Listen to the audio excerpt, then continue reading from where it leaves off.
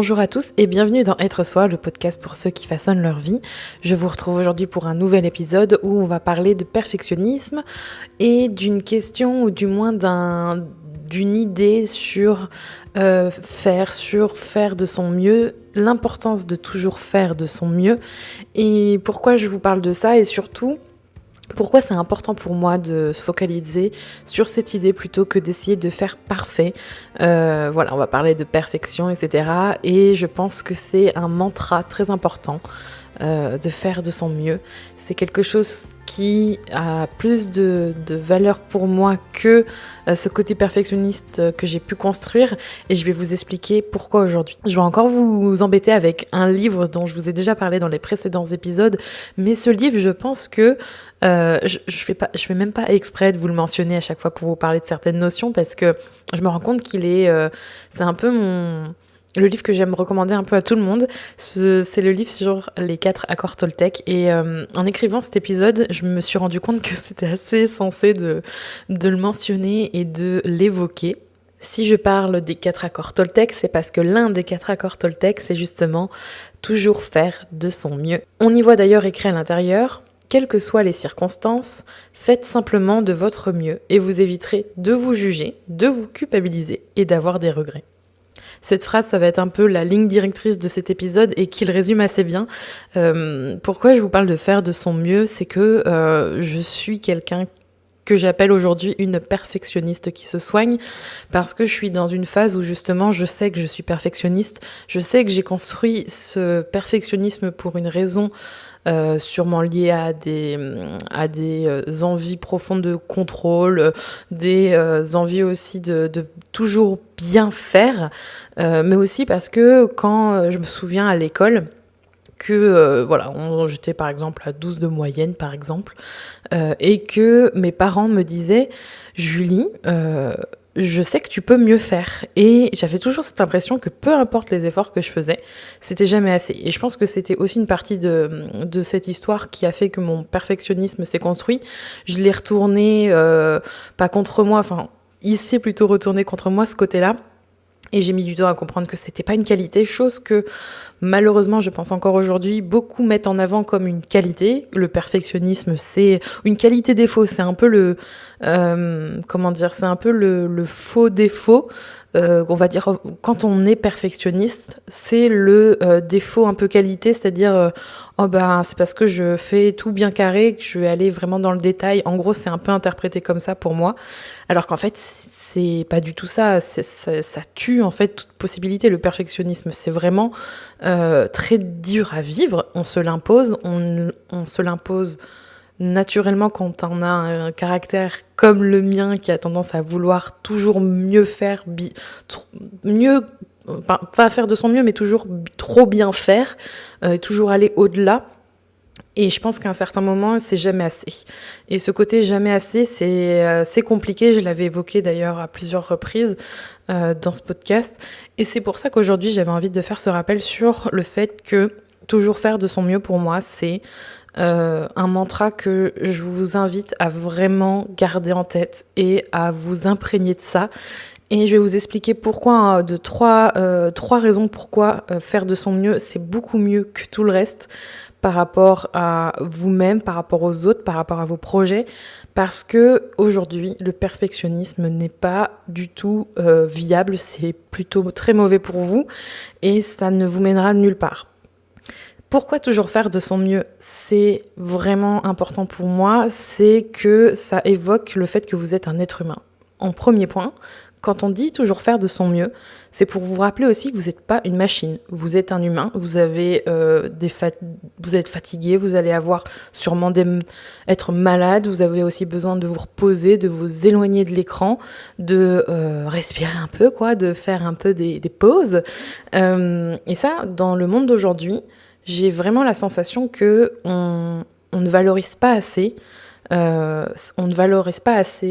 l'esprit qui n'est pas occupé, celui qui va faire, qui ne va rien faire en fait. On a tendance à plus favoriser la productivité, l'optimisation du temps, mais vraiment dans le mauvais sens, c'est-à-dire contre vous-même. Ça va être quelque chose qui va vous faire du mal. Au bout d'un moment, peut-être pas tout de suite, mais c'est quelque chose qui va vous faire mal, il va y avoir des contraintes, vous allez vous sentir dévalorisé. À un moment donné, vous allez vous sentir en défaut. Et je pense que quand on se dit, voilà, ben là, j'ai fait de mon mieux, et que justement, vous avez fait des pauses, vous êtes fatigué, que des fois vous êtes malade, ça arrive à tout le monde, il y a moins justement ce sentiment que vous allez culpabiliser, vous mettre à être en colère contre vous-même, ou comment dire, se sentir pas à la hauteur. Et je pense que c'est important de se rappeler ça, on n'est pas des machines. Laissez ça aux ordinateurs. Si vous voulez déléguer des choses aux machines, faites-le surtout. Vous pouvez aussi déléguer à d'autres êtres humains. Mais rappelez-vous, vous n'êtes pas une machine, vous êtes un être humain avec tout ce que cela implique et pour votre bien surtout. La deuxième raison que j'aimerais évoquer plutôt sur le fait de faire de son mieux et qui est ultra positif pour moi, c'est que quand on fait de son mieux, on ne se pourrit pas la vie. Alors quand je parle de ça, je parlais d'ailleurs de ça tout à l'heure dans le premier point, c'est que je parlais de perfection, et quand on est perfectionniste, on a tendance à se dire, voilà, ben là j'ai une chance, je vais essayer une fois, et si j'y arrive pas, c'est fini quoi. Et ça, c'est vraiment assez commun. Alors là, je vous ai pas donné forcément d'exemple, mais ça peut être, voilà, j'ai une opportunité de travail, il faut que je déménage, c'est ma seule chance. Si je n'y arrive pas, si je suis pas embauchée, en fait, je suis nulle, quoi. Ça peut être ça. Sauf que quand on dit, voilà, j'ai fait de mon mieux, je suis allée à l'entretien, j'ai donné le meilleur de moi-même, j'ai fait en sorte de faire de mon mieux, quoi, avec tout ce que j'avais, et si on ne réussit pas, on ne se crame pas, entre guillemets. C'est pour éviter d'aller dans le sens où c'est de votre faute, ou j'ai essayé mais je suis pas assez bon, je suis pas assez bien. Voilà. Et je trouve quand on se donne cette permission, ne pas réussir du premier coup, c'est vraiment une forme d'acceptation, et une forme d'acceptation de l'échec. Et quand on accepte mieux l'échec, et quand on accepte mieux d'avoir plusieurs essais en fait, et que en plus de ça, à chaque fois, vous faites de votre mieux pour aller vers l'objectif que vous avez, vous le vivez drôlement mieux. Je parle en connaissance de cause, comme je vous le disais au début, je suis quelqu'un de perfectionniste, mais qui se soigne, je le répète. Rien n'est définitif. Ce qui veut dire que dans toutes les circonstances possibles, je fais en sorte de me dire, voilà, là j'ai fait de mon mieux, c'est pas forcément facile pour moi, je vous dis pas qu'à 100% ça marche à chaque fois, et dans ce cas-là justement je vais me mettre à culpabiliser, à me remettre en question et à perdre énormément de temps, et ça c'est vraiment très déplaisant. Dans les cas où ça se passe bien, où je me dis non mais là j'ai fait de mon mieux, par exemple dans une journée je me suis mis trop de tâches pensant que j'allais y arriver, ce que je fais c'est que je récapitule, voilà j'ai fait ça. Toute la matinée, j'ai réussi à faire tout ça, c'est quand même bien. L'après-midi, j'ai tout fait, j'ai tout fait, j'ai fait ça, mais il manque 2-3 choses. Je pense que j'ai fait de mon mieux. Quand je regarde un peu la journée, j'ai un peu surestimé les tâches à faire, mais j'ai fait de mon mieux. Et tout de suite, quand je me dis ça, ce sentiment de culpabilité, ce sentiment de ne pas être à la hauteur, de ne pas faire assez, il ne s'accroche pas à moi, si vous voyez ce que je veux dire.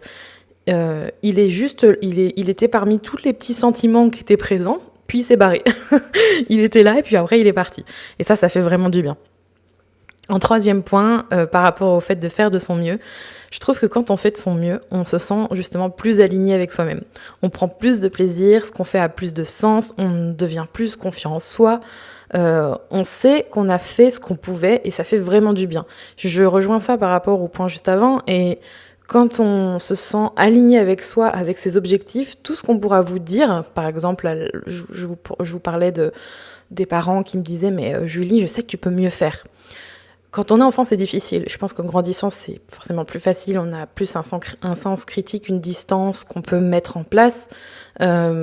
Mais ça peut mettre du temps. Preuve en est qu'aujourd'hui, j'ai mis du temps à m'en rendre compte, à presque 27 ans.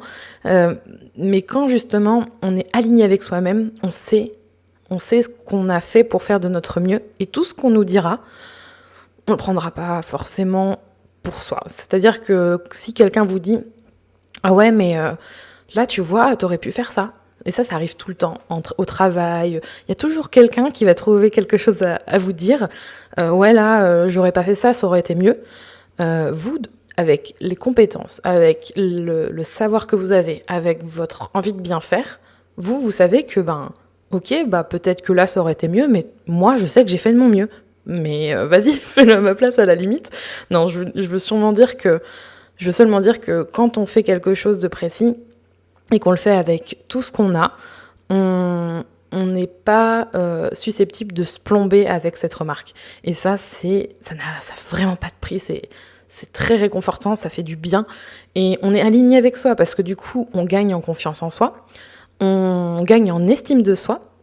Les deux du coup, sont une très bonne combinaison pour ensuite aller vers des choses où on a envie de se dépasser et on se donne plus le droit à l'échec, etc. C'est vraiment un cercle vertueux et je pense que ce mantra-là, pour moi, il a une vraie valeur dans le sens où ça inculque aux personnes de toujours se dépasser pour les bonnes raisons. Se dépasser pour son propre bien, pour aider les autres et pas pour faire mieux que l'autre, faire aller au-dessus. Il n'y a pas un sens de compétitivité, il y a vraiment un sens de ensemble on va y arriver, avec vos émotions, avec l'autre.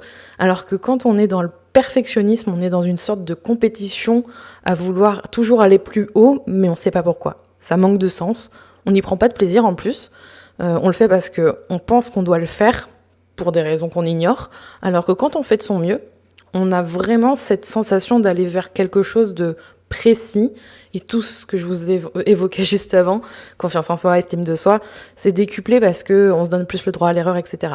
C'était ma réflexion sur toujours faire de son mieux. C'est un mantra important pour moi, comme vous l'avez compris.